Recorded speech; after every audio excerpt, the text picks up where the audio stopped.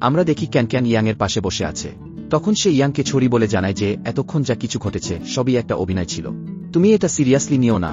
কিন্তু তখন ইয়াং জানিয়ে দেয় যে সে সত্যিই তাকে পছন্দ করে, তার এটা নিয়ে কোনো সমস্যা নাই যে এই বাচ্চার বাবাকে সে বলে আমি শুধু তোমার যত্ন নিতে চাই। এই কথা বলে সে ক্যানের হাত ধরতে যায়, কিন্তু ক্যান দ্রুত নিজের হাত সরিয়ে নেয়।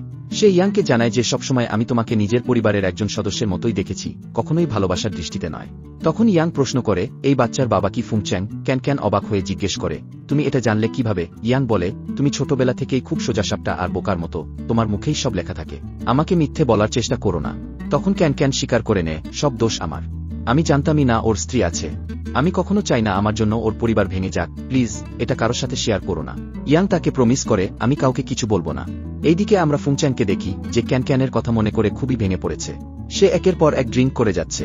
ঠিক তখনই সেখানে জিয়াং হাজির হয় ফুংচ্যাংয়ের দুর্বল অবস্থা দেখে সুযোগ নেওয়ার জন্য, কিন্তু ফুংচ্যাং তার হাত ধরে বলে ওঠে আমি নেশায় আছি, মরে যাইনি। তখন জিয়াং বলে এই সুযোগ আমাদের কাজে লাগানো উচিত। এই কথা শুনে ফুংচ্যাং তার গলা চেপে ধরে রেগে গিয়ে বলে আমি মরে গেলেও তোমার সঙ্গে থাকবো না। এই বলে সে সেখান থেকে চলে যেতে চায়, কিন্তু জিয়াং পেছন থেকে তাকে জড়িয়ে ধরে বলে আমি তোমাকে সত্যি ভালোবাসি, তোমায় ছাড়া আমি বাঁচতে পারবো না। সে আরও জানায় সেই রাতে যা হয়েছিল তাতে আমি প্রেগন্যান্ট হয়ে গেছি, তাই আমাদের এখন বিয়ে করে নেওয়া উচিত।